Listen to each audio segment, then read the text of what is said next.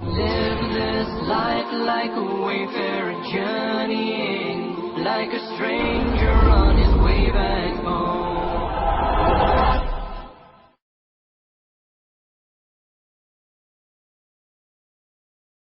ماشاءاللہ بہت بڑا مجموعہ ہے، اکثر نوجوان ہیں.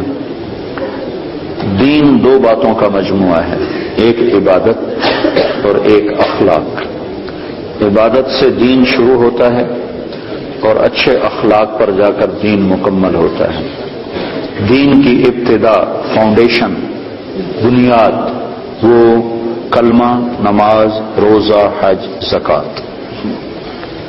اور دین کی انتہا چھت، جہاں جا کے چھت پڑتی ہے، وہ اچھے اخلاق ہیں. اچھے اخلاق سے دین مکمل ہوتا ہے. دین کی تکمیل عبادت سے نہیں، اخلاق سے ہے. اور دین کی ابتدا میں عبادت ہے. عبادت میں نماز سب سے اعلیٰ درجے کی چیز، جو اللہ تعالیٰ نے 50 نمازیں شروع میں فرض کی، پھر ان کو 5 کر کے گھٹایا اور عرش پر بلا کر 50 نمازیں عطا فرمائیں. دینی 5 تھیں، دی 50، صرف یہ بتانے کے لیے کہ دنیا میں تمہارے آنے کا مقصد نماز کے سوا اور کچھ نہیں.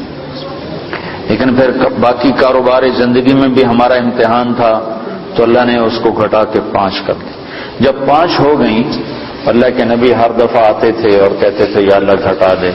جب وہ 5 رہ گئیں تو اللہ تعالیٰ نے فرمایا میرے محبوب، تیرے لیے 5، میرے لیے 50، کہ تیری امت کے ہر نمازی کو ہر نماز کے بدلے میں 10 نمازوں کا ثواب لکھوں گا. تو ہم پڑھنے کو 5 پڑھتے ہیں اور لکھے جانے میں وہ 50 ہیں. تو جتنا آپ، بہت بڑا مجمع ہے، مستورات بھی ہیں، آپ سب بھائیوں سے گزارش ہے کہ آج کے بعد توبہ تو ہم نے کی ہے، نماز نہ چھوٹو. اس کے سارے بھائی ارادہ کرتے ہیں. آپ پرائے دیش میں رہتے ہیں، یہاں مسجدوں کا ایسا ماحول نہیں ہے، اپنی آپ جاب پر ہیں، کام پر ہیں، جہاں بھی نماز کا وقت آ جائے نماز نہ چھوڑیں. اب اللہ نے اتنی فضا ضرور بنا دی ہے کہ جہاں بھی آپ ہیں آپ کو نماز کی اجازت دیتے ہیں. یہ لوگ آپ کے ساتھ انصاف کرتے ہیں، انہوں نے اپنے ملکوں میں انصاف کیا ہوا ہے، عدل قائم کیا ہوا ہے، ظلم نہیں ہے. آپ امن میں ہو، امن کے ملک میں ہو، انہوں نے آپ کو سارے حقوق دیے ہیں. آپ پر بھی حق ہے ان کا کہ آپ ان کے لیے ہدایت کی دعا کرو، ان کی خیر خواہی چاہو اور اپنا کام صحیح کرو. اور نماز کو نہ چھوڑو کسی حال میں بھی. مسجد قریب ہے تو مسجد کی دوڑ لگاؤ، مسجد دور ہے تو ایک مصلی اپنے دفتر میں رکھو، اپنے کام کی جگہ پہ رکھو اور نماز کے وقت میں نماز ادا کرو.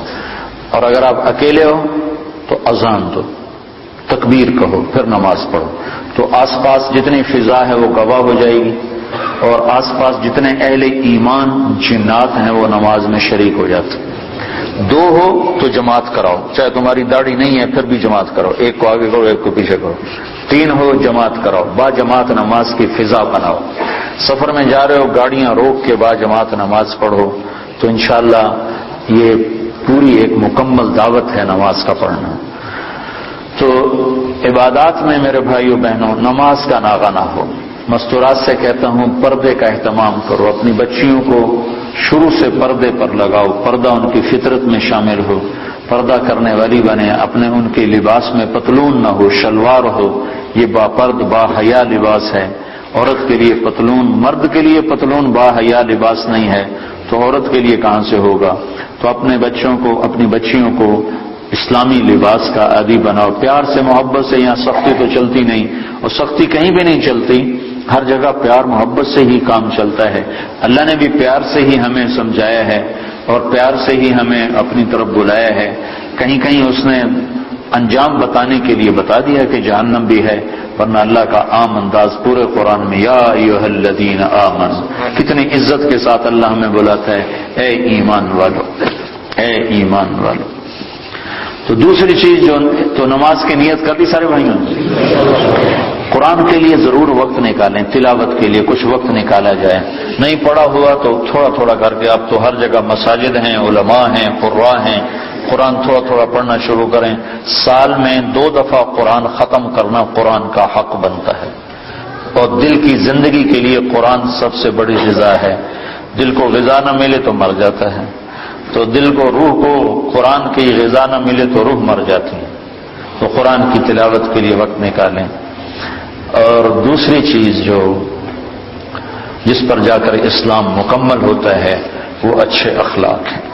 اپنے اخلاق کو بلند کریں، اور سارے اخلاق کا خلاصہ 3 باتیں ہیں: تصل من قطعک وتعطی من حرمک وتعفو عن من ظلمک۔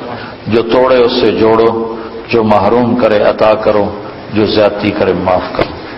پھر اگر ماں باپ ساتھ ہیں تو ان کی قدر کرو۔ آج مجھے بڑا دکھ ہوا، مجھے ایک اولڈ ہوم دکھایا ساتھیوں نے، تو اس میں مسلمان عورتیں بھی تھیں، مسلمان مائیں بھی تھیں، ان کے جوان بچے ہیں اور وہ ماں کی خدمت سے محروم ہیں۔ کیا بدبختی کی انتہا ہے کہ مسلمان کے لیے ماں تو جنت کا راستہ ہے۔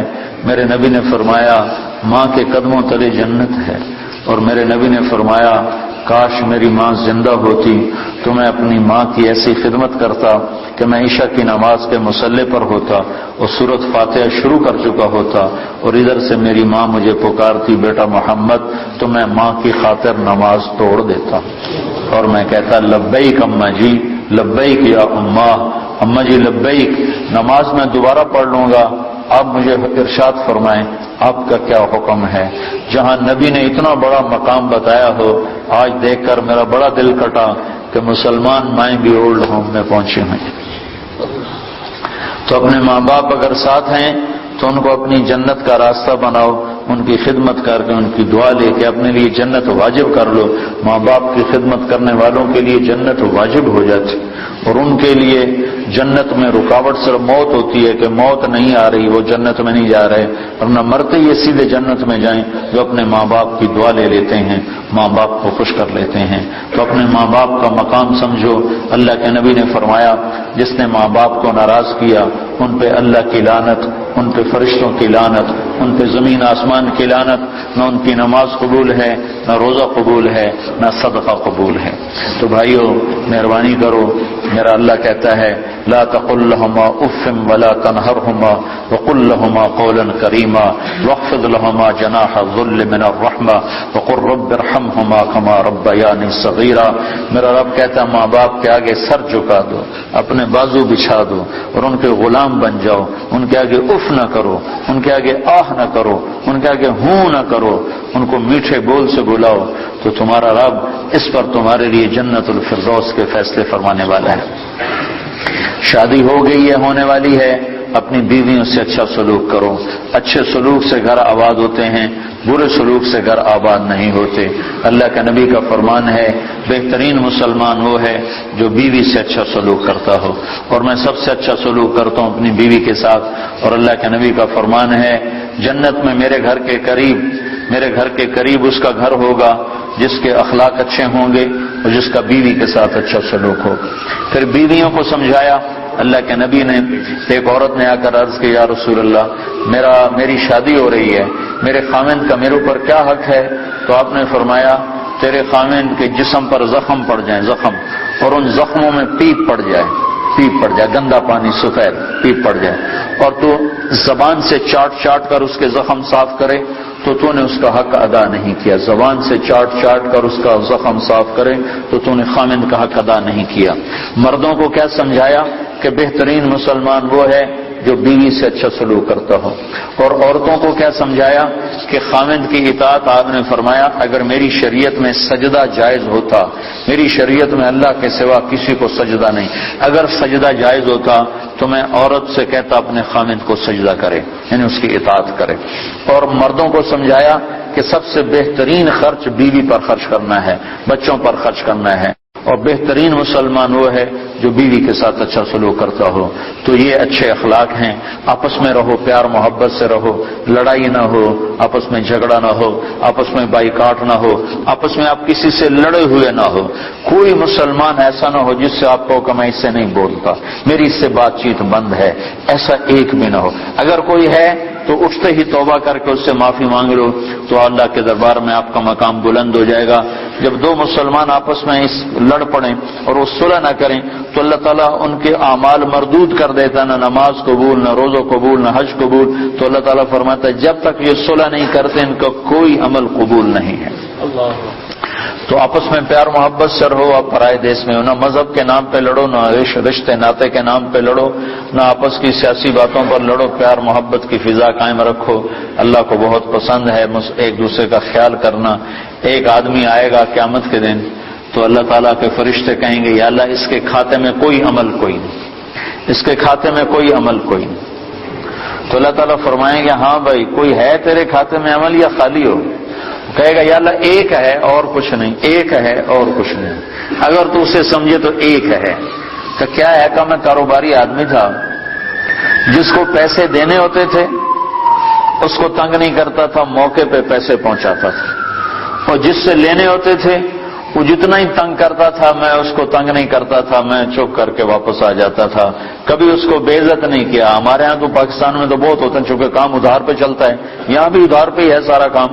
تو ادھار پہ کام ہوتا ہے تو جس نے لینا ہوتا ہے وہ گالیاں نکالتا ہے, جس نے دینا ہوتا ہے وہ انکار کرتا ہے. تو وہ کہنے لگا یا اللہ بس ایک ہی تھا میرا, جو نہیں دے سکتا تھا اس کو معاف کر دیتا تھا, جو پھیرے لگواتا تھا اس کے پھیرے لگا لیتا تھا, اس کو کہتا کوشش, اور جس کو دینا ہوتا تھا اس کو موقع پہ دیتا تھا. تو اللہ تعالیٰ کہیں گے تو نے تو میرے بندوں کا بڑا بھلا چاہا, تو آج میں تیرا بھلا کرتا ہوں, صرف اسی عمل پہ تیرے لیے جنت کا فیصلہ. تو اللہ کے بندوں سے بھلائی بہت بڑا عمل ہے, بہت بڑا عمل ہے. وقت کے جنید بغدادی بن جاؤ, دو کام کر لو. ایک زبان پہ قابو پا لو, تمہاری زبان سے کسی کا گلہ نہ ہو, کسی کی غیبت نہ ہو, کسی کی چغلی نہ ہو, کسی کی شکایت نہ ہو, کسی کو گالی نہ دو, کسی کے لیے برا بول نہ بولو. ایک اپنے دل کو بغض سے صاف رکھ لو, تو انشاءاللہ وقت کے جنید بغدادی اللہ تمہیں بنائے گا. تو یہ چند باتیں تھیں آپ کی خدمت میں عرض کرنے.